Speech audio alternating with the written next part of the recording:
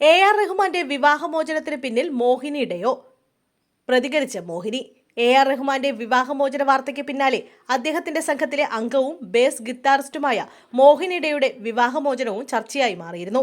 റഹ്മാൻ സൈറ ബാനു വേർപിരിയലിന് മോഹിനിയുടെയുടെ വിവാഹമോചനവുമായി ബന്ധമുണ്ടോ എന്ന തലത്തിലേക്ക് സോഷ്യൽ മീഡിയയിൽ ചർച്ചകൾ നടന്നു. ഇപ്പോഴിതാ ഇത്തരം അഭ്യൂഹങ്ങൾക്ക് മറുപടിയുമായി എത്തിയിരിക്കുകയാണ് മോഹിനി.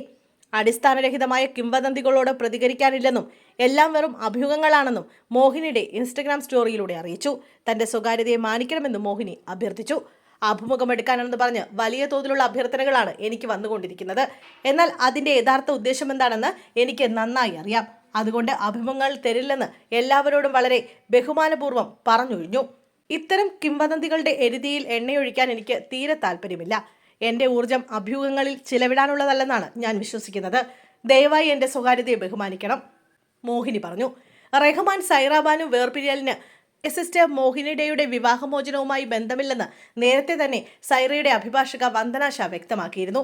കൂടാതെ സൈറയുടേതും റഹ്മാന്റേതും സ്വന്തമായുള്ള തീരുമാനമായിരുന്നുവെന്നും മൗനമായാണ് ഈ ബന്ധം അവസാനിപ്പിച്ചതെന്നും റഹ്മാനും സൈറയും പരസ്പരം പിന്തുണ തുടരുമെന്നും അഡ്വക്കേറ്റ് വന്ദന ഷാ പറഞ്ഞു. AR റഹ്മാന്റെ സംഘത്തിലെ അംഗമായ ബേസ് ഗിത്താറിസ്റ്റ് മോഹിനിയുടെ ഇൻസ്റ്റഗ്രാം സ്റ്റോറിയിലൂടെയായിരുന്നു വിവാഹബന്ധം വേർപിരിയുന്നതായി അറിയിച്ചത്.